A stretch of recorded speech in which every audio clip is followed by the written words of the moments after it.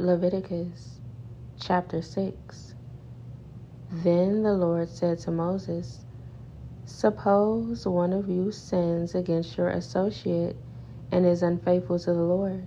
Suppose you cheat in a deal involving a security deposit, or you steal or commit fraud, or you find lost property and lie about it, or you lie while swearing to tell the truth, or you commit any other such sin.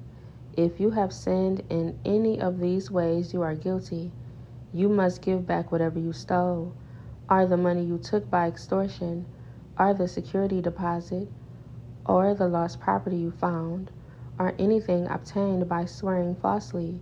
You must make restitution by paying the full price plus an additional 20% to the person you have harmed. On the same day, you must present a guilt offering as a guilt offering to the Lord. You must bring to the priest your own ram with no defects, or you may buy one of equal value.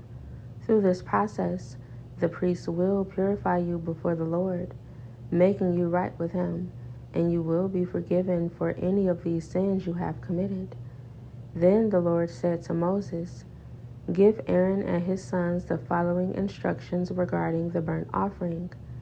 The burnt offering must be left on top of the altar until the next morning, and the fire on the altar must be kept burning all night. In the morning, after the priest on duty has put on his official linen clothing and linen undergarments, he must clean out the ashes of the burnt offering and put them beside the altar. Then he must take off these garments, change back into his regular clothes, and carry the ashes outside the camp to a place that is ceremonially clean. Meanwhile, the fire on the altar must be kept burning. It must never go out. Each morning the priest will add fresh wood to the fire and arrange the burnt offering on it. He will then burn the fat of the peace offerings on it. Remember, the fire must be kept burning on the altar at all times. It must never go out. These are the instructions regarding the grain offering. Aaron's sons must present this offering to the Lord in front of the altar. The priest on duty will take from the grain offering a handful of the choice flour moistened with olive oil together with all the frankincense. He will burn this representative portion on the altar as a pleasing aroma to the Lord. Aaron and his sons may eat the rest of the flour, but it must be baked without yeast and eaten in a sacred place within the courtyard of the tabernacle. Remember, it must never be prepared with yeast. I have given it to the priests as their share of the special gifts presented to me. Like the sin offering and the guilt offering, it is most holy. Any of Aaron's male descendants may eat from the special gifts presented to the Lord. This is their permanent right from generation to generation. Anyone or anything that touches these offerings will become holy." Then the Lord said to Moses, "On the day Aaron and his sons are anointed, they must present to the Lord the standard grain offering of 2 quarts of choice flour, half to be offered in the morning and half to be offered in the evening. It must be carefully mixed with olive oil and cooked on a griddle. Then slice this grain offering and present it as a pleasing aroma to the Lord.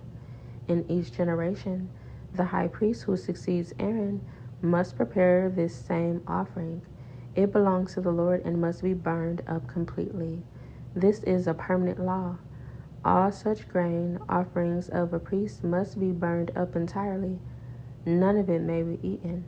Then the Lord said to Moses, "Give Aaron and his sons the following instructions regarding the sin offering. The animal given as an offering for sin is a most holy offering, and it must be slaughtered in the Lord's presence at the place where the burnt offerings are slaughtered.